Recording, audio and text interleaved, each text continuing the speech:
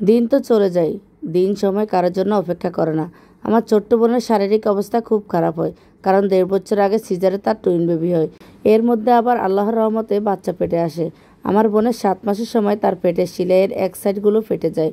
তখন তাড়াতাড়ি হাসপাতালে নিয়ে যায় আমার ছোট বোনের স্বামী। আমি এদিক থেকে আমার ছোট ভাইকে নিয়ে যাই, মার কাছে 3টা বাচ্চাকে রেখে যাই। আমার বোন আবার ছেলের জন্ম দেয়, কিন্তু বাচ্চা প্রি ম্যাচিউর, কারণ 7 বছর বাচ্চা তো ম্যাচিউর হয় না। আমার বোনকে আর বাচ্চাকে আইসিইউতে রাখা হয়।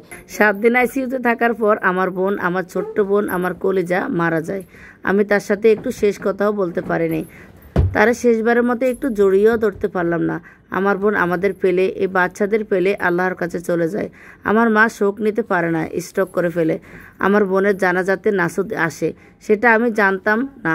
মসজিদ থেকে নামাজ পড়ে চলে যায়, সেটা অবশ্যই পরে শুনেছি।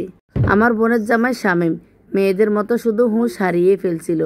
আমার বোনকে সে কবরও দিতে পারে নাই, কারণ তার হুঁশ ছিল না।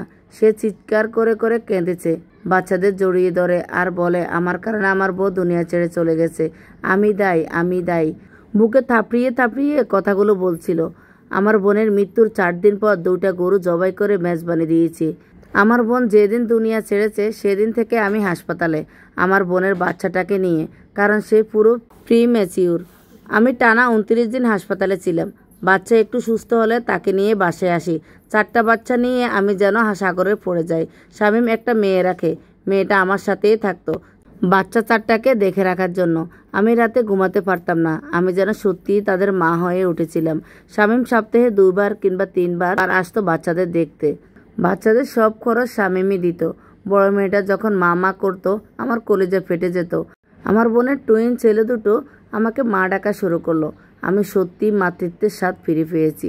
4টা বাচ্চা নিয়ে আমার সময় দিন সব চলে যেত। বিলিভ করেন কিনা জানি না, আমার যে ডিভোর্স হয়েছে সেটাও এক বিন্দু আমার মনে পড়তো না। আমি যে কতটুকু সময় ফ্রি থাকতাম, বাকি সময়টা আমি ঘুমিয়ে কাটাতাম। 1টা বছর আমাদের বাড়িতে থাকতাম। তখন শামীম বলে, আপা, আমার বাড়িটা একদম খালি, আপনি যদি বাচ্চাদের নিয়ে আমার বাড়িতে থাকতেন তাহলে ভালো হতো। আমি 2 বছরের জন্য কাতার যাব। আসলে শামীম ও দেশে থাকতে চাচ্ছিল না। শামীম রাতে নাকি ঘুমাতে পারতো না, রাতে বাচ্চাদের মতোই হাউমাউ করে কান্না করত। শামীম বয়সে আমার থেকে 2 বছরের ছোট। আমার বোন আর তার লাভ ম্যারেজ। আমি শামীমকে তুই করে বলতাম। শামীম বিদেশ যাওয়ার 2 দিন আগেই তার বাড়িতে উঠি, সাথে আমার ছোট্ট ভাইও আসে। শামীম বিদেশ যাওয়ার আগে বাচ্চাদের অনেক আদর করে নেয়, বাচ্চাদের ধরে অনেক কান্না করে।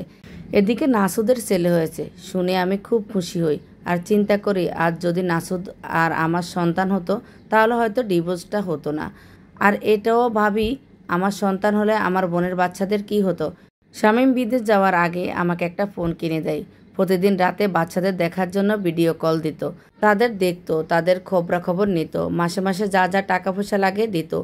আমিও যেখানে যেখানে টাকা খরচ হয়েছে সেগুলো লিখে রাখতাম, মাসের শেষে দিয়ে শামীমকে পাঠাতাম।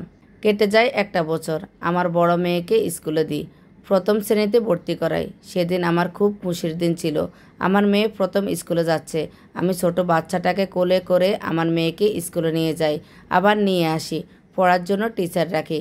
আমি নিজে নিয়ে বসতে পড়াতাম না, কারণ বাকি 3টা বাচ্চা দেখতে হতো আমাকে। আমার ছোট ভাই পড়াতে বসতো। আমার মেয়েকে কোনো কারণে একটু বকা দিলে আমার ছোট ভাইয়ের মান সম্মানে আমি রাখতাম না।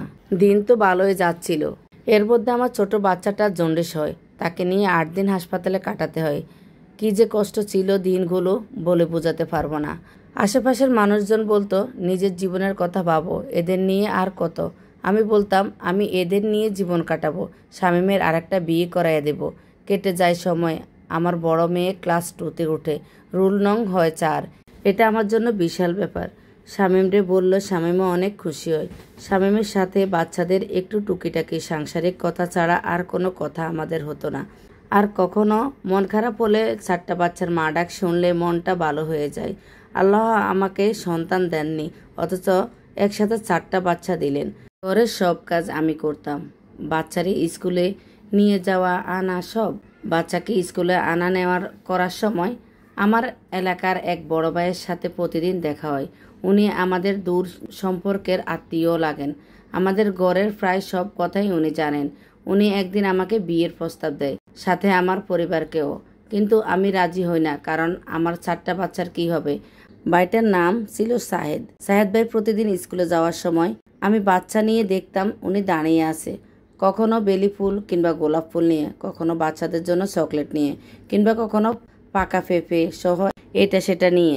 আমি নিতে চাইতাম না, কিন্তু জোর করতো, তাই নিতে বাধ্য হই। একদিন বাচ্চাকে নিয়ে আসার সময় খুব বৃষ্টি শুরু হয়। আমি ছাতা নিয়ে যাইনি। সায়েদ ভাই তার ছাতা আমাদের দিয়ে দেয়, আর তিনি বৃষ্টিতে ভিজতে থাকেন। আমরা মা মেয়ে ছাতাটা নিয়ে চলে আসি। নিতে চাইনি, কিন্তু জোর করে দিয়েছেন। বুড়ো বয়সে এসব একদম ভালো লাগছিল না আমার। কিন্তু পাগলি দিন দিন বেড়ে যায়। আমি পাত্তাও দিতাম না তাকে, এড়িয়ে চলতাম। কিন্তু তারপরেও সেটা তিনি বুঝতেন না। টানা 1 বছর তিনি এরকম পাগলামি করতে থাকেন। মেয়ে একদিকে 3য় শ্রেণীতে ওঠে, আর আমার টুইন বাচ্চাদের স্কুলে দিই। শামীম দেশে আসতে 3 বছর পর সব বাচ্চাদের নিয়ে আমি এয়ারপোর্টে যাই আমার ভাই সহ শামীমকে আনতে। শামীম তো বাচ্চাদের দেখেই কেঁদে দেয়। মেয়ে শামীমের কোলে ওঠে, বাকি 3টা উঠতে চায় না। শামীম কোলে নিতে চাইলেও কান্না করে দেয়। গাড়িতে ওঠার পর আমি মহা মুসিবতে পড়ে যাই, কারণ ছেলে 3টা আমার কোলে বসবে, মামার কোলেও যাবে না, আর বাপের কোলেও বসবে না। কান্না জুড়ে দিল মেজো 2টা। বাধ্য হয়ে 3টাকে কোলে নিলাম। তারা বাসায়ও এমন করে, কোলে ওঠার সময় 3টা উঠবে। আমি যে কি মুসিবতে পড়ি মাঝে মাঝে। 3টা কোনো রকম কোলে নেওয়ার পর আমি নড়তে পারি না। বাসায় আসার পর হাত পা একদম ব্যথা হয়ে যায়।